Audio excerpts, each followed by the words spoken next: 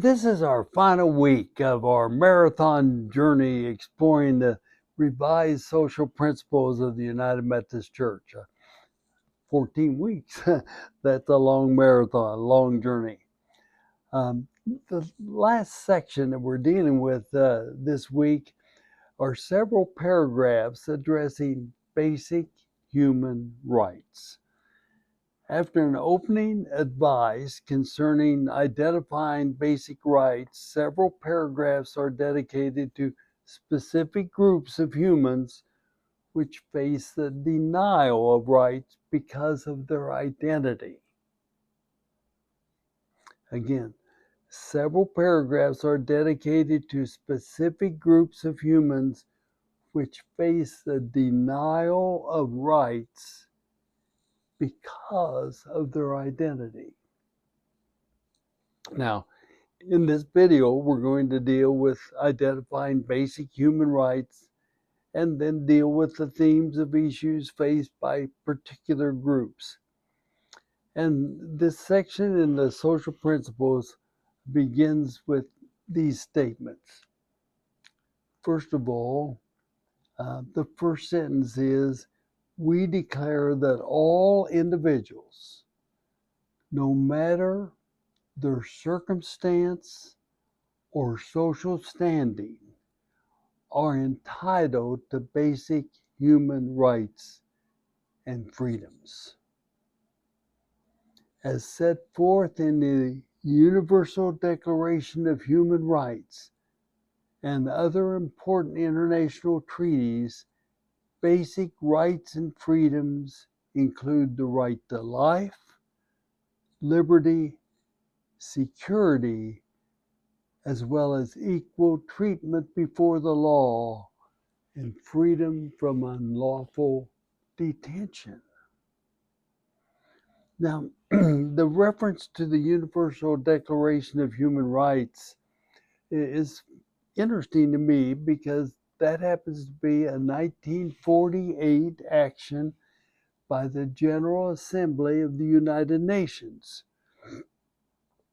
Obviously, 75 years later, the global community has accepted this document as a reference point for decisions concerning human rights. The four pillars of this declaration are dignity, liberty, equality, and brotherhood. Accepting these pillars, the advice of the United Methodist Church reads, quote, we condemn all attempts to deny individuals their basic rights or freedoms, or to strip human beings of their inherent dignity and worth. We therefore reject within the church and wider society any act of discrimination based on one's identity.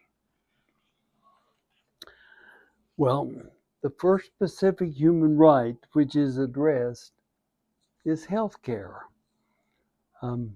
What is clear in this advice is that societies which now experience the benefit of the best available health care find that this right, this care is at risk, either because of financial limitations or accessibility is being limited because of one's identity. On the other hand, half of the world lacks any access to even routine health. The risk of these human beings is losing any hope for minimal health care being available for the same reasons, financial and their own identity.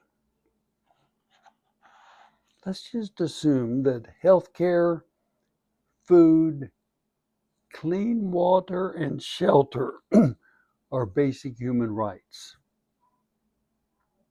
The same dilemma is revealed in the exploration of each of these.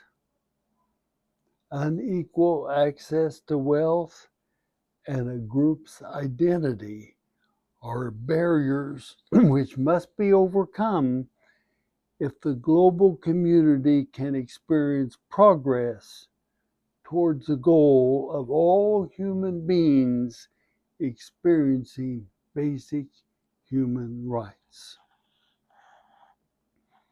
I have a personal story which illustrates these barriers. An indigenous pastor experienced a car accident. In the routine emergency room test, um, a fast-growing malignant brain tumor was identified, unrelated to the accident. His family brought him about 120 miles to Oklahoma City. I called a surgeon, United Methodist surgeon in Oklahoma City, and the emergency room diagnosis confirmed that immediate surgery was needed. The surgeon informed the family painfully that he could not perform surgery without a referral from an attending physician at the hospital to which his tribe was assigned for health care. Now, the family, in a borrowed car, drove the patient 200 miles to that hospital.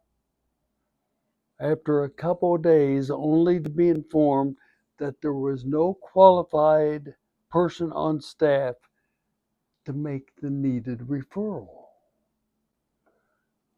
After several days, the surgeon in Oklahoma City sent a diagnosis and referral order to the tribal hospital, and an unauthorized person was willing to sign it. The family brought the patient back to Oklahoma City. The surgeon was waiting in the middle of the night to perform surgery. It had increased in size during the past week. Following surgery, the surgeon was with the family and shared with me, tears in his eyes. No, it was more than that. I mean, he was crying. And he said, Bruce, if he had had any other identity, I could have performed surgery a week ago. Something has to be done when one's identity prevents me from caring. Now, in fairness, I want to share the rest of the story.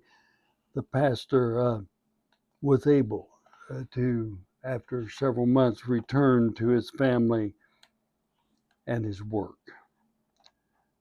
I share the story to represent that human beings throughout the world, every hour of every day, are denied basic human rights for one of two reasons: lack of finances or their identity. It happens every minute of every day throughout the world. The advice is clear.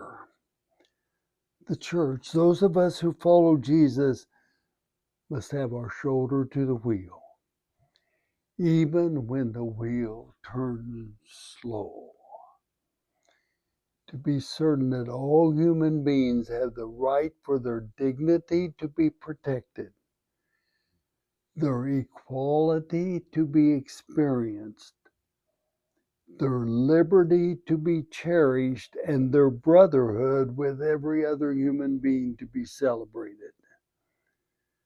Simply stated, the social principles of the United Methodist Church are advices concerning relationships within the human community.